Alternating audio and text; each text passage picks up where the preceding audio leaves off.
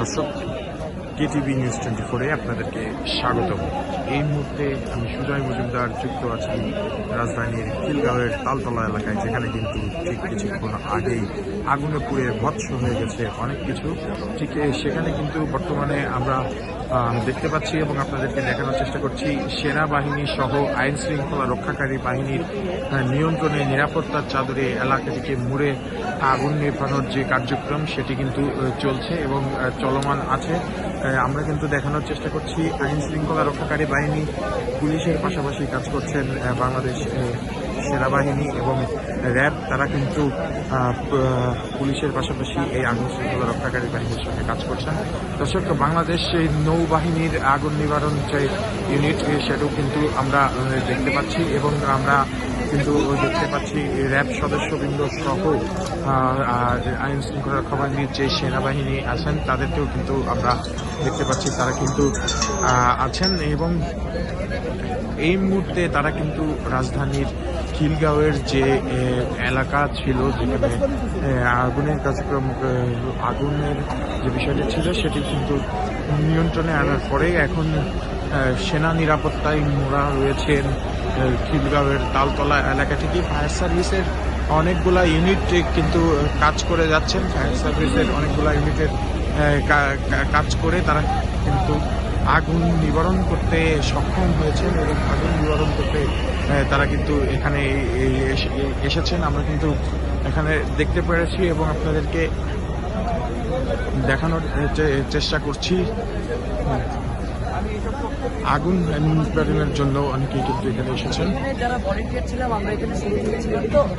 আর বিশেষ হচ্ছে কি আপনার এই জায়গাটা, আপনার যে জায়গাটায় আগুনটা লাগছে এটা পুরো জায়গাটা হচ্ছে কি আপনার গাড়ির ওয়ার্কশপ, পাশাপাশি হচ্ছে এখানে আপনার চারপাশে হচ্ছে শ্রমিক।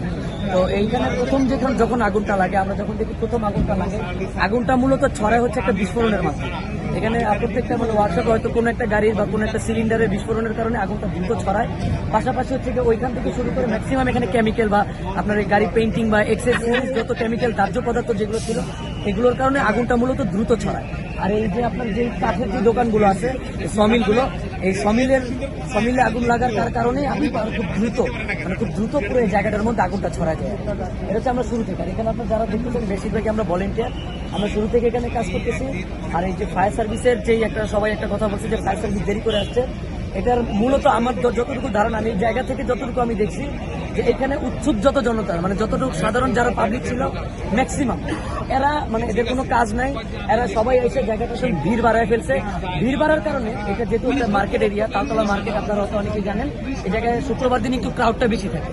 তো এদের জ্যামের কারণে এই এরিয়াটা প্রায় 1 কিলোমিটার পর্যন্ত ওই পিছন জায়গা পর্যন্ত জ্যাম লেগে যায়। তো এইখানে আমাদের ওই পাশে কিন্তু ফায়ার সার্ভিসের ইউনিট, আমাদের খিলগাঁওয়ের যেটা ফায়ার সার্ভিসের এই পাশে, তো এই মূলত যানজটের কারণে ফায়ার সার্ভিসটা দেরি করে। এছাড়া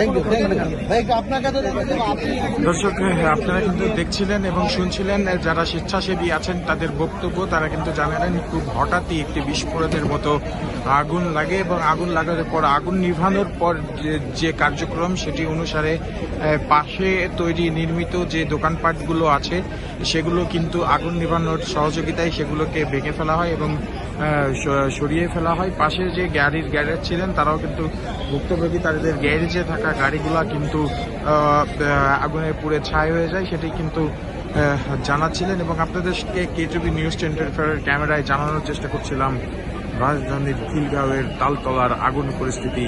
সুজয় মজুমদার, কেটিভি নিউজ 24, ঢাকা।